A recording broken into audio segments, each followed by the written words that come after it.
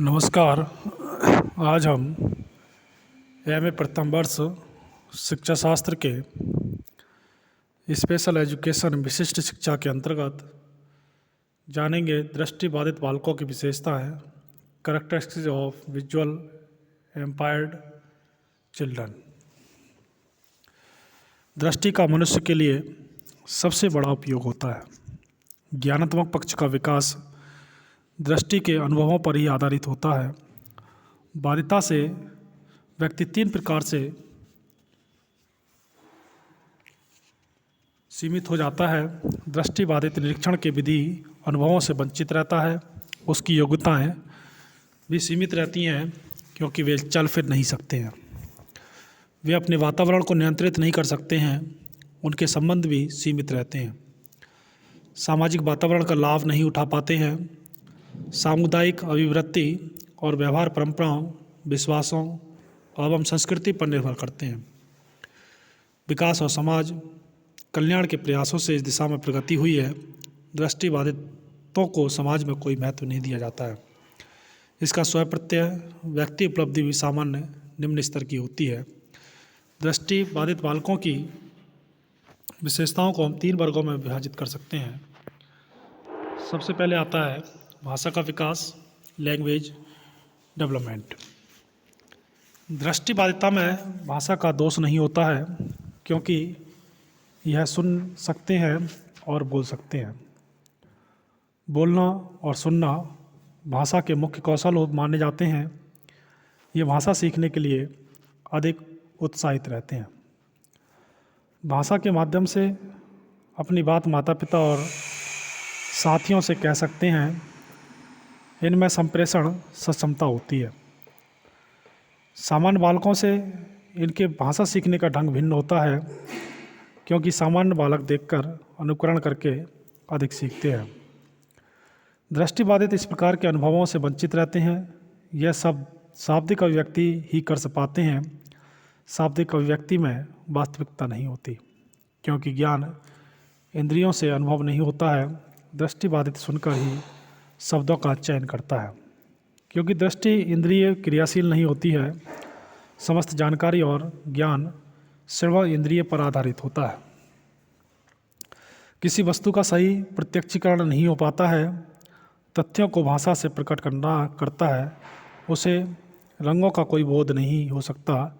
इसकी शाब्दिक अभिव्यक्ति आंतरिक नहीं होती है। इसके अनुभव पूर्ण नहीं होते हैं। उनका प्रत्यक्षीकरण सुनने और स्पर्श तक ही सीमित रहता है। दूसरा प्रकार आता है मानसिक योग्यता, इंटेलेक्चुअल एबिलिटी। दृष्टि बाधित बालक मानसिक योग्यता की दृष्टि से सामान्य बालकों से कम नहीं होते हैं। शोध कार्यों से यह विदित होता है कि यदि इन्हें समुचित शिक्षा दी जाए या शिक्षा का अवसर इनको मिल जाए तब इनकी बुद्धि लब्धि अचानक अधिक बढ़ जाती है। ज्ञानात्मक योग्यताएं भी सामान्य से कम नहीं होती हैं। यद्यपि इनके सीखने और प्रत्यक्षीकरण परसेप्शन का ढंग भिन्न होता है। प्रत्यक्षीकरण के विकास में कमी रहती है और समुचित अधिगम अनुभवों का अभाव रहता है। दृष्टि बाधित बालक दूरी को बोधगम्य नहीं कर पाते हैं क्योंकि वे दूरी नहीं देख सकते हैं। इनमें दूरी का प्रत्यय विकसित नहीं होता है। दूरी के प्रत्यय का बोध दृष्टि इंद्रिय के स्थान पर अन्य इंद्रियों का उपयोग करते हैं। इनमें कभी कभी दूरी की सौंदर्यानुभूति का भाव विकसित हो जाता है। यह समय से दूरी का अनुमान लगाते हैं। स्पर्श से भी इन्हें दूरी का बोध होता है। किसी आकाशीय पिंड का सही बोध नहीं हो पाता। तारे चंद्रमा आदि का बोध नहीं कर पाते हैं। इन्हें हाथी का बोध कराना भी कठिन है। पहाड़, नदियाँ, झरने और भौगोलिक इकाइयों का ज्ञान नहीं दिया जा सकता है। इसी प्रकार अधिक सूक्ष्म जीव जंतुओं का भी इन्हें बोध नहीं होता है। इन्हें सापेक्षिक रूप में इनका ज्ञान दिया जा सकता है और इनको बोध कराया जा सकता है। दृष्टिबाधित बालकों के प्रत्ययों का विकास स्पर्श अनुभव से होता है। दो भिन्न प्रकार के स्पर्श अनुभव होते हैं। प्रथम विश्लेषण स्पर्श अनुभव और द्वितीय संश्लेषण स्पर्श अनुभव। विश्लेषण स्पर्श अनुभव के अंतर्गत दृष्टिबाधित किसी वस्तु विभिन्न अंगों का स्पर्श करके मानसिक स्तर पर प्रत्यक्षीकरण करता है। संश्लेषण स्पर्श अनुभव के अंतर्गत दृष्टिबाधित अपने हाथों से छोटी छोटी वस्तुओं को स्पर्श करके अपने एक अथवा दोनों हाथों से स्पर्श करके अनुभव करता है। भौतिक वस्तुएं बड़ी होती हैं, इसलिए संश्लेषण स्पर्श अनुभव उपयोगी होता है।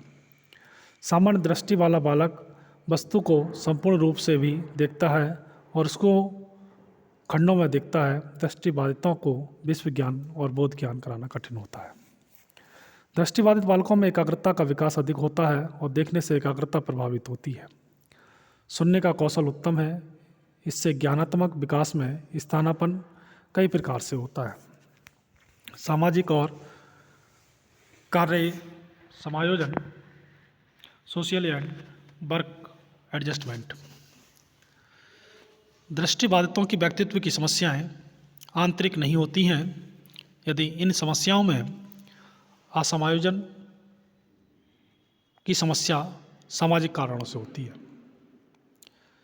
यह बालक अपने समायोजन को सुनिश्चित करते हैं, इनके साथ ही इन्हें स्वीकार नहीं करते हैं। गंभीर रूप से दृष्टिबाधितों को अक्सर स्वीकार कर लेते हैं, परंतु कम दृष्टिबाधितों को स्वीकार नहीं करते हैं। बाधिता के गंभीरता के परिणाम स्वरूप सहानुभूति, सिंपैथी इनके प्रति बढ़ जाती है। माध्यम रूप से दृष्टिबाधितों के व्यवहार अन्य बालकों के प्रति नकारात्मक होते हैं। यह आवश्यक नहीं कि ये बालक पूर्ण दृष्टिबाधितों की भांति दूसरों पर अधिक निर्भर हों। आश्रित और असहाय होने के कारण समाज का दृष्टिबोध सहानुभूतिपूर्ण होता है और इन्हें स्वीकार करते हैं। अब बात करते हैं हम दृष्टिबाधित बालकों का वर्गीकरण, classification of visual handicapped children. दृष्टिबाधित बालकों का वर्गीकरण डॉक्टरी परीक्षण के आधार पर किया जाता है। इसका वर्गीकरण हम तालिका के अनुसार समझेंगे।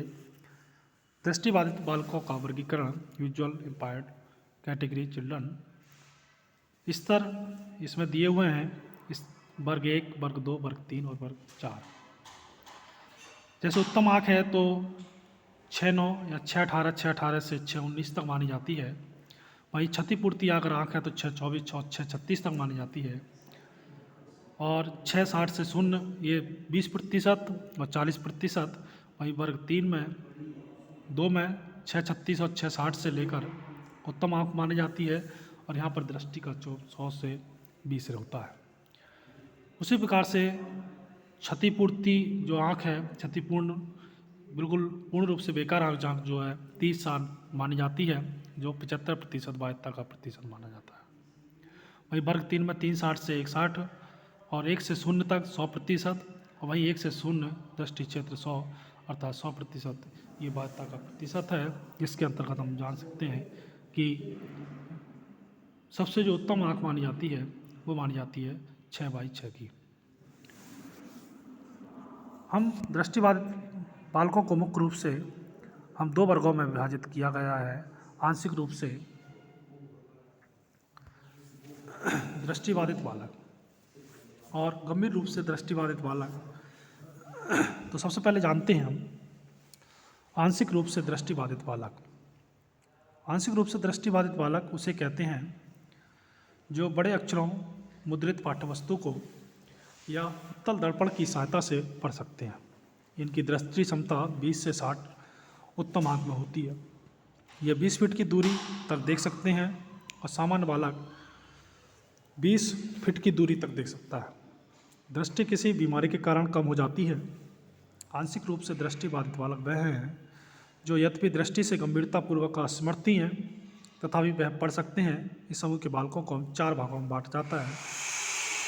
ऐसे बालक जिनकी दृष्टि एक्यूटी 20/70 या 20/200 के मध्य होती है। ऐसे बालक जो गंभीर और बढ़ने वाली दृष्टि संबंधी कठिनाइयों से पीड़ित हैं। ऐसे बालक जो नेत्र संबंधी रोगों से पीड़ित हैं या ऐसे रोगों से जो दृष्टि को प्रभावित करते हैं।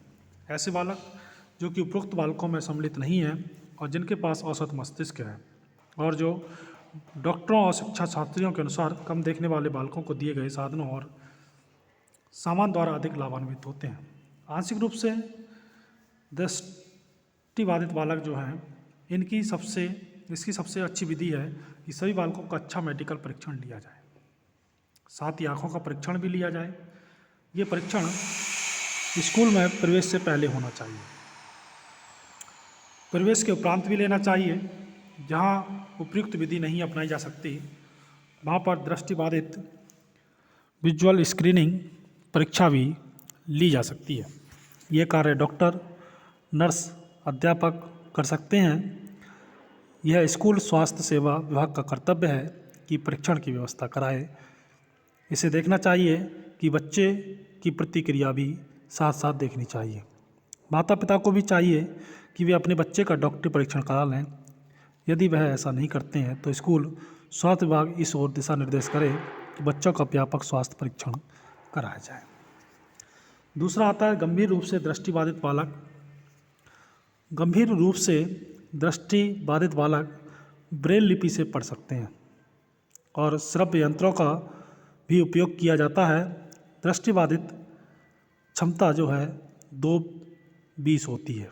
चलने में छड़ी का उपयोग करते हैं। बालक शैक्षिक कार्य के लिए नेत्रहीन तब समझे जाते हैं जब उनकी दृष्टि इक्विटी 20-200 होती है। इससे कम होने पर अथवा इसी प्रकार की कोई अन्य असमर्थता होने पर भी बालक अंधे समझे जाते हैं। अंधे बालक को पूर्णतः अपनी श्रवण इंद्रियों पर निर्भर रहना पड़ता है। जिन बालकों में बहुत कम दृष्टि होती है वे रंगों का भेद कर सकते हैं।